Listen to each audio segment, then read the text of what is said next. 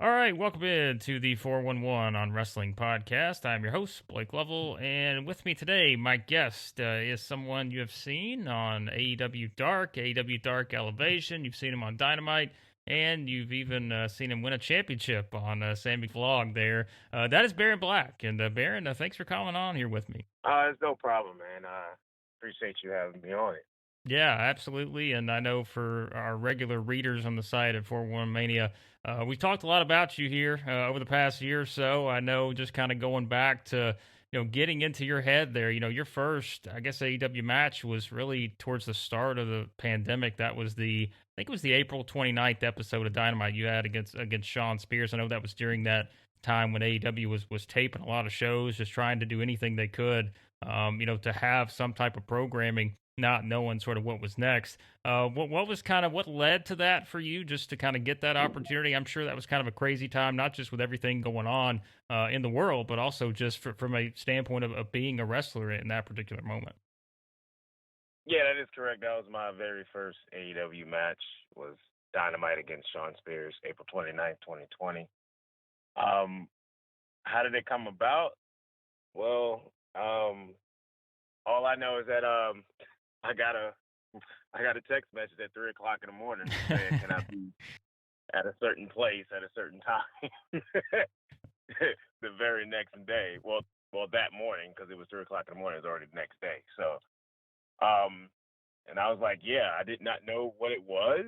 Um, I got a text from QT Marshall, who runs the Nightmare Factory, along with Cody, and he just told me to be at a certain place at a certain time. I was like, okay, and I got there, and then I got the surprise of a lifetime. I did not know that they was going to tape this. Apparently, uh, Florida was being shut down, and they brought, production here into the Atlanta area and was going to film some stuff. And then it was crunch time because Atlanta was going to shut down in absolutely 2 days when they got here. So we had a lot to do in 2 days before Atlanta shut down. So it was a big surprise. It was pretty hectic. It was very surprising. It was something I wasn't expecting. It's just that, luckily I was woke at 3 o'clock in the morning when I got that text message. That's right. How everything comes together, I guess, in wrestling is you get a text at 3 o'clock in the morning, and there you go. I mean, you remember anything specifically just about the match itself? I mean, I know it was a shorter match, but still, I mean, I know just everything during that time period had to be such a whirlwind that, just being in there inside the ring, like I said, just had to be something that was pretty wild at the time. Yeah, it is wild. I mean, you going from you know, trying to work your indie stuff, I mean, getting yourself out there, promoting your stuff, building your brand, to COVID happening, and then 2 weeks later, everything is closing into, oh shit, I'm in the ring with Shawn Spears and Tony Schiavone and Jericho's commentating my match. This is going way too fast, and my head is spinning. You know what I mean? So it was a very hard 180-degree turn for me. So it was like really quick. So it was really surprising. It was fun. It Yeah. was very fun. Well, and I look at kind of the timeline from there, and like we said, it was such a crazy period at that point. And I guess it was, I don't know, probably 3.5 months later, something like that. I think you had your first match on Dark. It was in that tag team match against the Inner Circle. And how did that kind of, because again, there's a little bit of a break there, but I know that was kind of still a time there's a lot of unknowns during that time with everyone, really. How did it go from that point to, like we said, you debut your first match is, April 29th against Shawn Spears on Dynamite. Then, you get back into it really on Dark there in mid August or so. And since then, it's been pretty regular for you just appearing on a variety of different shows, with AEW. Yeah, I just think at that point in time, they just wanted to film as much content as possible because everything was shutting down. And obviously, with everything shutting down, obviously they couldn't get their roster to certain places. So, I mean, we filmed a lot of content that lasted quite a few weeks, and Yeah. then they got back to Jacksonville and started filming again. And because of the pandemic, certain individuals just could not travel. So, they called a lot of us back that helped them out in Atlanta when they was in a crunch. Guys like Ten and Anna Jay, Lee Johnson, Sean Dean, myself, Alan Angels, the list goes on and on. We all was there when we had to do that taping in April for them at crunch time, and it has paid off for all of us. So Right.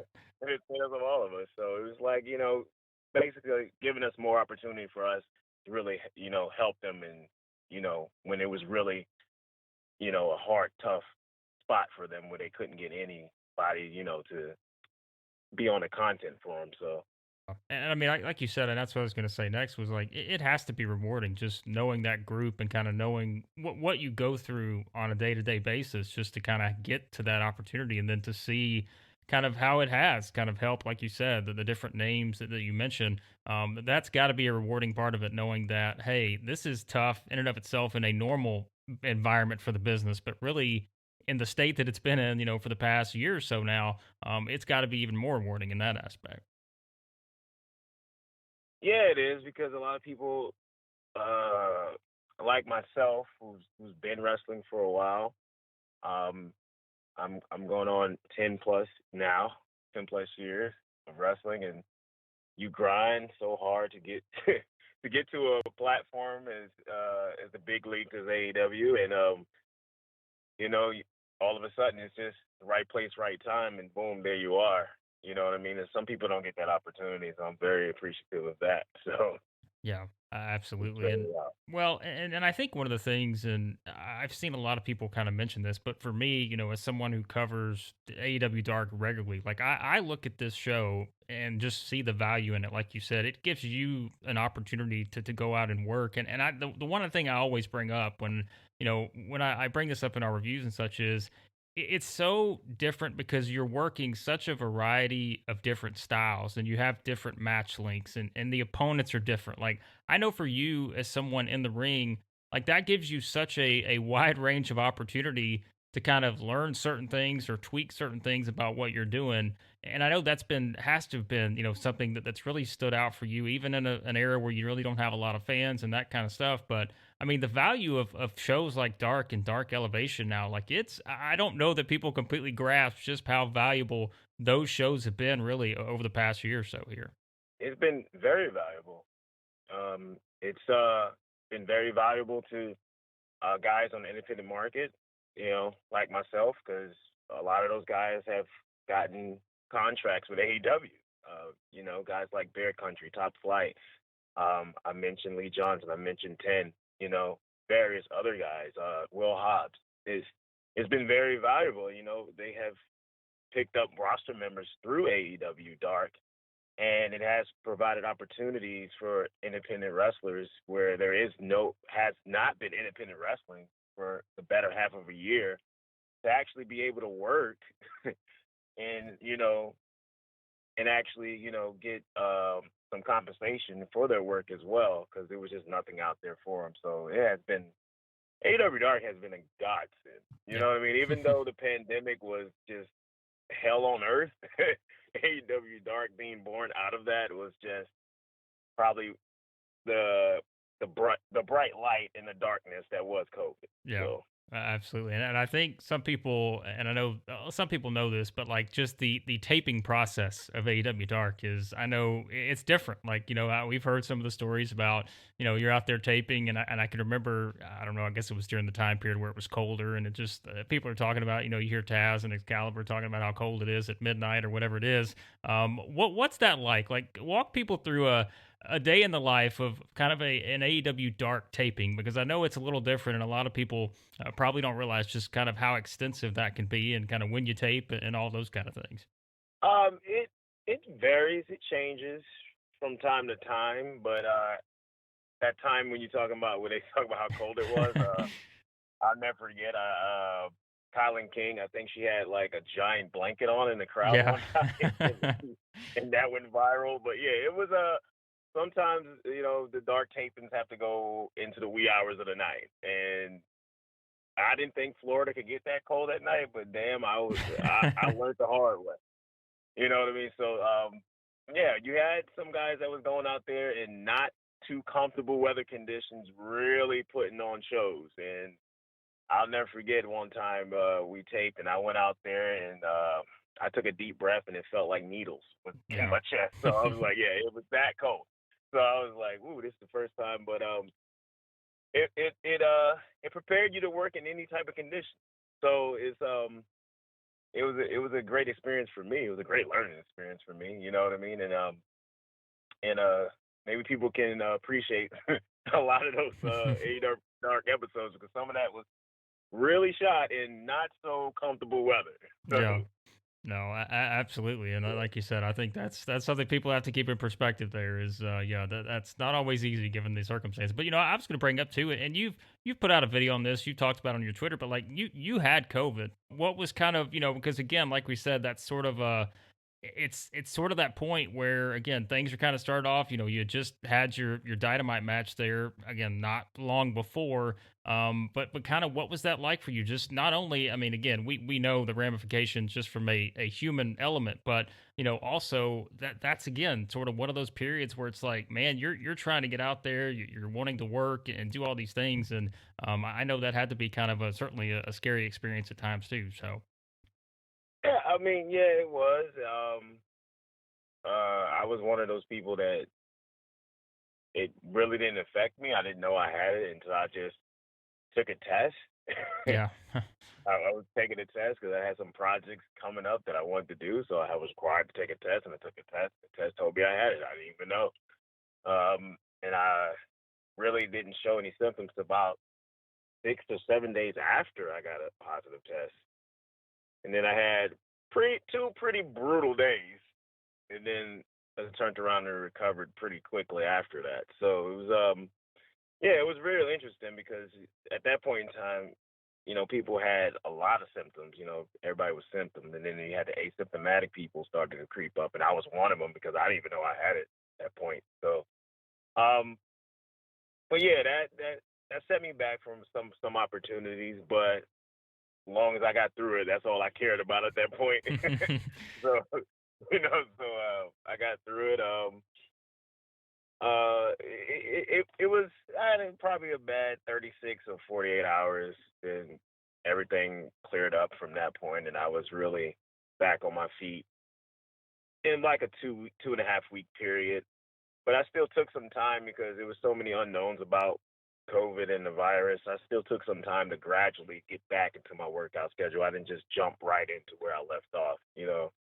Just wanted to take some time, make sure my body healed up completely for it, and ever since then, I actually felt stronger after I had it. So it was a really interesting thing for me. I mean, I'm sure, like you said, it's different. There's no doubt, and especially kind of in that time range where we were all still kind of learning all the information and everything, for sure. Going back to Dark, all right, I circled two of my matches here. Like I said, I've been covering the show for a while now for the site, but oh man, I already there, know what here two you matches go. you about to All do. right, I got two matches for you that I've circled, and these shouldn't uh, be big surprises because I think these are two that have really stood out for me, and I think a lot of people would agree on this. All right, you know where we're starting? We're starting with Rey yeah, Fenix. yeah. Like that's the one we have to start with because man, that's I'm looking back at my notes here. That's January 20th when that one airs earlier this year, and I just thought which I mean, you worked with it, but like we all talk about Rey Fenix as just being one of the most incredible, just pure talents, just in terms of everything that he can do and the style that he can work. But man, like you were in there, like you guys were countering blow by blow. Like it was just one of those that I thought is probably one of the best. And I'm not just saying this because I'm having you on, but like Uh, this is one of those matches I thought, and I'm sure you had to feel it in there at the time, but it's like I just thought it was one that just flowed so well again, and just when you have a guy like that I know for you as a wrestler, like being able to work off of someone like that. I mean, I don't know. Again, I know as for someone like you're looking at every match, you're trying to build off of it, but that had to be quite an experience just to be in the ring with him and just kind of pull off what you guys did because it was also one of those matches a little bit longer too. Like you guys got, I think it was 9 or 10 minutes, something like that, which is a little bit longer, than your normal AEW Dark match. yeah, it's I don't know. I just one day I showed up and I was wrestling. And I was like, oh, cool. You know what I mean? I was like, okay, this gonna be exciting for how much ever time we get. And then I seen what time we got, I was like, okay, well, let's see how this is gonna go. And then he he went at me. He went at me, and I was like, okay, cool. I love working high flyers.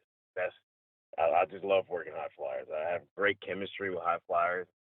He's just absolutely amazing. Probably the best luchador on the planet, to be quite honest with you. So I was ready when that bell rung, and it turned out great. I'm glad everybody enjoyed it. I enjoyed it.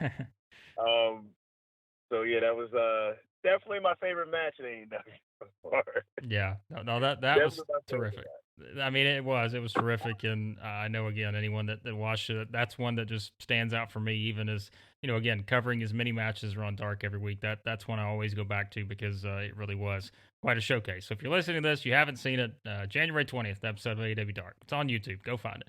And I'm gonna go back and say that I lied because there's another match I forgot about, but I want to go to this one next because JD Drake, you and him had a match about, I guess, a month and a half ago. So now it's on the March 25th episode, and it's just the visual itself is what I remember because we put up our review on the site and because it's JD Drake literally chest bleeding, like this guy has blood coming down his chest from where you have chopped the hell out of him. And then I know he hit you with some too, and I just thought that was another one where again, this is the value of Dark. It's like 5 minute match, but you know what? My goodness, you guys did so much in 5 minutes, and you really did. Like you beat the hell out of each other in a span of 5 minutes, and I thought that was another one that's very glaring, just in terms of when you look at those kind of matches. Yeah, me and JD Drake we're not strangers to each other. We've counted each other on the independent scene. He has been grinding. I believe it was about the same amount of time I have, around 9, 10 years. So we've encountered each other in the southeast because we're both from the southeast quite a few times. So we knew each other. So when we came in and we knew we was working with each other, we was like, oh, we know we about to really beat the hell out of each other. We knew we was gonna beat the hell out of each other. It was like, oh, we couldn't. In our wildest dreams, we never thought that we would actually work each other on this platform. So when that happened, I was like, yeah, we about to really go in. You know what I mean? And we have our little ego struggle. You know what I mean? Yeah. He think he's the king of chops. I'm the king of chops. So I had to represent. You know what I mean? I had to represent. I think I hold the crown now. Yes. You know what I mean? I'm confidently going to say that. You know what I mean? I hold the crown. I'm the king of chop now. So it's like I had to prove it that day. I had to prove it that. So he gave it to me, and I gave it right back to him. So that's basically what it was. Yeah, I think you get the crown when you make another man bleed with your chops. I think you get the crown at that point. So that is for sure. The other one I forgot about, and you mentioned Lee Johnson earlier. You guys had a match back in, I think it was early March. I thought that was another one where again we talk about sort of the time you get. I think you guys got again 9-10 minutes, something like that, which is longer for most of the matches you see on Dark. But I thought that was another one, and you mentioned him earlier, just kind of that rewarding feeling of seeing guys like this get that opportunity. I know that had to be another fun one probably on your list there of working with someone like him who's just, we talk about guys that just are such a versatile talent. Like he's certainly showcased that in the time he's had over the past year or so. Yeah, that was a good one. Simply because I've known him for a while. I've known him when he first started. And then we been training together at the Nightmare Factory for for the past year or so. So when I was able to wrestle him, it really showed that we're really familiar with each other. Yeah. So that's why I'm glad it came off that way, and it was a great match. And he's super talented. He has a tremendous upside. I don't think we've seen the best of him yet, but yeah, that was definitely one of my favorite dark matches on my list was going against Lee Johnson. And you mentioned the Nightmare Factory, and I know that's something that's been talked about a lot at this point because of, like you said, with QT and Cody and just what they've been able to do, from a talent standpoint, like working with guys like you and many others. I know that also, and I'm sure it's impossible to sort of narrow it down and say, what's the best lesson you learned. I know that's kind of a normal question you hear, but I know it's impossible. But just that learning experience, being able to do that on a regular basis, how valuable, and I guess just how have you seen your game elevate just from in terms of your skills, just from being there, working like we said with the different opponents, working with this group that we mentioned that have really kind of now been spotlighted on AEW television. But how has that just really been such a big thing for your just your career overall, just to be able to do that on a regular basis and learn from guys like that? It has been a huge learning experience, simply because I was a guy that only worked on the independent scene. Yeah. You know what I mean? And also all the other guys from Nightmare, we only worked on the independent scene. We never worked for you know the major league company like AEW, and on top of that, on television, working for a wrestling company that's on television is very different than working on the independent Right. scene. So that's a lot to learn, and it's very valuable, and it definitely helps you up your game. It definitely makes you understand what needs to be done for you to succeed at that level. So this has been very valuable. It's something I wouldn't trade for anything, because this is something that's going to help me going forward in my career. Period. Working at this TV level and being TV ready is very valuable in this business. So that's the biggest thing I learned. You know what I mean? Because it's a lot of workings into wrestling on TV that you don't do on independent. Yeah, and it's funny you brought that up because I think I just listened to the interview. I guess it was Wrestling with the Week that Scorpio and they had on Jade Cargill, and she had mentioned that about it's not just the wrestling aspects; it's the learning where cameras are at and like which camera you need to be looking at and that kind of stuff. And I know, like you said, that's different from just going out and wrestling on the independents every weekend. That's a much different process in terms of learning that kind of stuff instead of just the wrestling part. So that's an added element you have to know when, like you mentioned, you're on AEW television and you're doing these kind of things. Yeah, it's like she was saying. It's the camera work. It's also the learning experience of, we had to do this without fans. Yeah. There was no people in the crowd, so that made it a little bit more tense of a learning environment, because you don't have that reaction that you're used to from the fans for guys that have already been working on the independent scene. When there's no fans and then you trying to work on a TV level, it's like, man, is a real tense, learning experience, but it's a very valuable learning experience. It only makes you better. And yeah, it's just not the wrestling part. It's everything that go into it creating a TV show. So that's been the thing I've learned the most from, and it's been very valuable to me. Very valuable to me. Yeah, So and I was going to say you mentioned sort of the fan aspect, and obviously a lot of people have talked about it at this point, but it's that independent scene, which we all know, like that's a very intimate environment. I mean, it's like the fans are right there. Like there's a lot you can get a reaction very quickly, and what they're thinking because they're right on top of you. But I know just for everyone, just being able to not exactly know what's being reacted to, and maybe what you take away from a certain match, knowing that there's not people in the stands to react to it. How has that process been for you? Because I'm sure it's a case where you go back, you study, you see matches, like you pick apart. Okay, maybe this I could have done better, or that was really good, and that kind of stuff. But like you mentioned, not having a reaction, like you don't know until there's a full crowd again, like how people are going to react and that kind of stuff. So I know that's been a different learning process too to try to figure out. yeah, it's been a learning process, and Twitter been that learning process. When Right. Yeah. when you crank on Twitter after dark come on, and everybody's just talking crap about it and dragging you through the mud, or praising you, to the moon, either or. And you know, that's been kind of the learning process. That's the only way we can really kind of gauge how the fans react now. Hopefully that will change soon in the coming months. But um, it's been different, because in this sport, you want to feed off the emotion of the crowd, and when there's no emotion or crowd there, it makes it a little bit more challenging. You know what I mean? But I think everybody that has worked at AEW has found a way to make it work. So when crowds do come back, I think they'll be fully prepared and probably be more better at gauging the emotion from the crowd now. So because there wasn't there before, so it should be more of an easier task for everyone.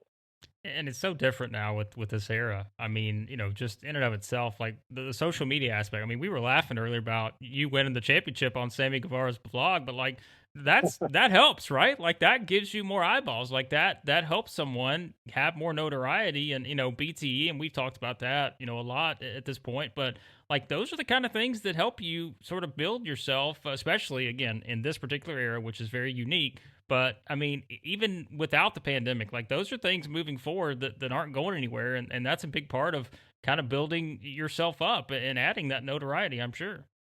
Yeah, because at the end of the day, content is still the driving factor. You know what I mean? If Yeah. you got great content, people are going to watch it. Um, I think regardless of where it's at, people are going to watch it. That's why I think everybody and their mama has a streaming service now. So Right. if you have great content, people are going to watch. So whether that be YouTube, Twitch, TikTok, whatever, you got great content, people are going to watch. And yeah, stuff like that, like BTE and Sammy's amazing vlog that he has, is definitely a benefiting factor for people to actually build themselves and build their brand, or introduce themselves to the world of wrestling fans as well. So yeah, quality content is always going to be the driving force now and probably for the immediate future. All right. Before we wrap up, Baron Black, not just a wrestler. What do you enjoy outside of wrestling? What are your go-to things if you have a break? You're looking for something to do. What are your hobbies? What do you enjoy? Well, you might have heard that I'm somewhat of a gamer here. Yes. So what I've been doing, I've been enjoying absolutely murdering the AEW roster in Mortal Kombat 11. I've been enjoying that. It's almost time for Madden season again, so I will be Yes. on that as well. Back on Madden, handing out squash matches on Madden. That's what I do. And yeah, I'm a sports guy too. So right now, I'm really happy my Atlanta Hawks are doing good. Hopefully, they do good in the playoffs. I'm ready for football season to start as well. And that's really my two go-tos is gaming and sport. That's what held me down through COVID. You know what I mean? Even though we're on the back end now, those are really the big two things I've been doing because you couldn't really do anything Right. except workout. So it's workout, gaming, and sports. That's pretty much it. And Russell, that was my things right then and there. Yeah, well, coming from the guy who in his Twitter profile picture is wearing an Atlanta Braves hat, we have a good connection there with our Atlanta teams and our Atlanta sports. So hopefully the Falcons can turn things around because that has not been one that's gone too great since the infamous Super Bowl, which we will not discuss. I guess listen. You mentioned Mortal Kombat. I saw you tweet about Mortal Kombat the movie. Now you are not very happy about this. I will tell you that. No, I was not happy about it. I got in a couple arguments with some people. You know what I mean? It's like, look, man, look. I'm I'm a high quality guy. Okay, I like my games to be high quality. I like my in ring work to be high quality. I like my promo work to be high quality. So I expect anything to be based off of anything that I enjoy, and that is one of my biggest hobbies, which is gaming. I expect it to be high quality. And when it doesn't meet that quality standard of an emperor, I'm gonna let you know. Yeah.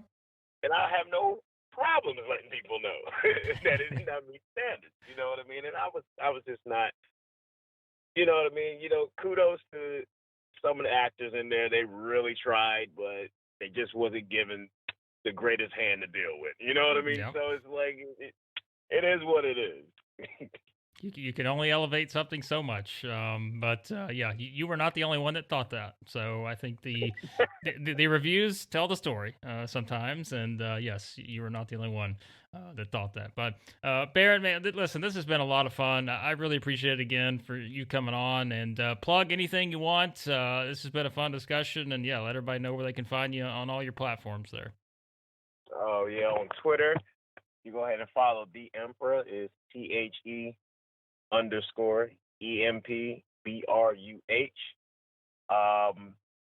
That's IG. Actually, that's my IG handle. See, I'm already messing up. I'm botching already. I'm just botching all over the place. This is a podcast. We can handle. cut stuff. All this. That's the beauty of a podcast. We can cut this thing up and make you sound perfect. So. That's the IG. The Twitter is THEEMPBRUH, the Emperor. And be on the lookout for the Emperor Baron Black YouTube channel. I will now be starting to upload our competitions that we have with the roster on a lot of different video games. So there will be a lot of Mortal Kombat, a lot of Madden, a lot of 2K. You know, you're going to see me just drag people. It's going to be a fun time. Yep. Not only dragging people in the ring, but dragging people backstage in the video game circuit. So, yeah, we'll put all the links to Baron stuff in the show notes. You can find all that there. But again, Baron, thanks so much for doing this. Would love to have you on again, and we'll talk to you again here soon. No problem, man. Appreciate you having me.